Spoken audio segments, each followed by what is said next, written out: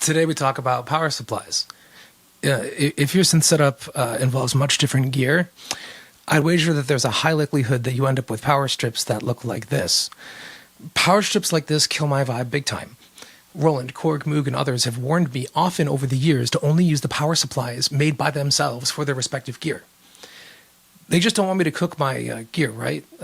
Definitely no financial motivations behind this. Probably. Take my Juno DI, for example. It's genuinely like the workiest workhorse of my setups. And instead of telling me the type of connector and amperage it needs to be powered, it just tells me to use a BSB1U adapter. Whack. Anyway, I've somewhat carefully experimented with different ways to mitigate the mess of snaky power cords janking up my floor space, and I'm down to share what I've been up to. But first things first, I absolutely do not want to cause you to fry your super cool gear. My aim here simply is to share something that's been working well for me. This is the DC7 power supply by Cioks. You may know, or may not know, that it is an isolated guitar pedal power supply, but I've used it to power all of the gear that you see here with no issues whatsoever, or so it seems. Cioks is kind of funny to say. Cioks.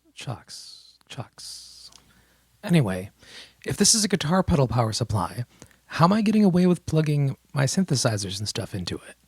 Well, let's just say I wouldn't be plugging my synthesizers into just any power supply. I'm partial to the DC7 for myriad reasons. I suppose first among them would be the fact that you have variable power to each of its 7 outputs. You can choose between 9, 12, 15, or 18 volts for each. You can assign the voltage with the dip switches for each of those 7 outputs. Check out the key, and directly next to the key, there's a percentage of load indicator. This you can use to sort of be aware of when you've hit like 40, 70, or 80% of the maximum load for the Cioks, which is about 48 watts, which I would consider to be a generous amount of power considering its size. It's enough to power much, like a surprising amount of gear, but not all of your gear, which I'll elaborate more on later. But I'd have to say, by far my favorite thing about the DC7 is that it makes my power strips look like this, and that makes me very happy. Now, getting back to the various power requirements of different stuff, 12 volt center positive power is incredibly common in my gear. How do I know? On the back of the Keystep Pro, you can see that it wants 12 volt DC center positive ring negative. This layout is pretty similar on different things. Like on this Flatiron Fuzz by Electro-Harmonix, you can see it's 9 volt center negative ring positive, which is different, obviously, and that's actually really common for most guitar pedals. The drum root over here has a really simple, it's like the same layout as the Keystep for obvious reasons. Also 12 volt, 1 amp, center positive, ring negative. It's pretty sweet that some companies commit to being transparent about the power requirements. We also happen to have a TD3 over here by Behringer, and this one actually kind of fascinated me. I noticed that it like the guitar pedals, it's 9 volt center negative ring positive, which actually makes me wonder if it's possible to mod one of these to run on a 9 volt battery. Let me know if anybody's doing that. That sounds really cool. Now, earlier I mentioned that I appreciated the distinction between the center negative and center positive cables. Cioks kind of lays it out here in the little book thing. Black center negative, that's like your Behringer TD3 and your guitar pedal. Red, that's center positive. So that's your Keystep and your drum root. There are some other colors too, but just the red and the black have worked for everything that I have so far.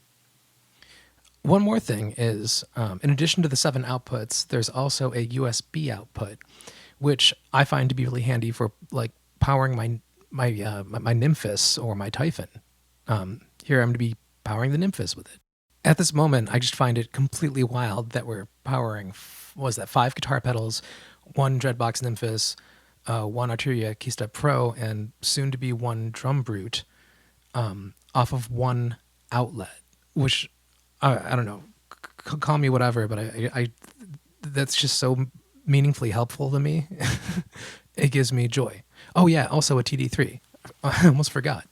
That could be like 100% just like a 1 outlet jam. And speaking of that, let's go for it.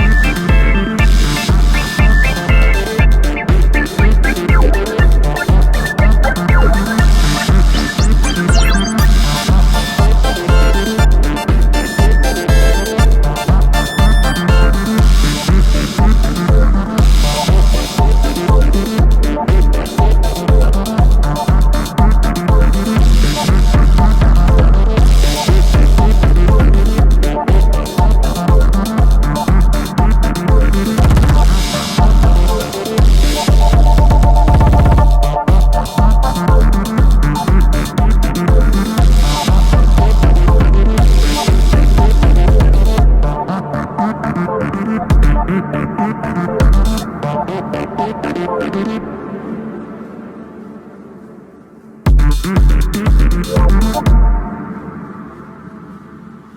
son, these hoes are gonna be fine. What? Damn. Boy, did you hear that? What? Anyway, that's just something that's been working for me. It's probably not the, well, rather, it's certainly not the only way to do something like this. I've been gigging and playing at home with the Cioks as my main power source when I could and when it made sense for the past year and change. I did this to sort of ensure there weren't any, like, what I'd call like medium-term consequences from doing this. The Cioks DC7 is not a universal power supply. It's a very useful power supply. It doesn't, and I never expected it to power, like, my whole arsenal. My small, unassuming Moogminotaur did this, like, light flashy thing when I tried powering it, and that sort of freaked me out, to be honest. I didn't get any footage of it because I didn't want to do it again. I know it's probably fine because, you know, the lights flashed in, like, a programmed sort of way to let me know it didn't like what was happening, not in, like, a flickering, getting cooked sort of way.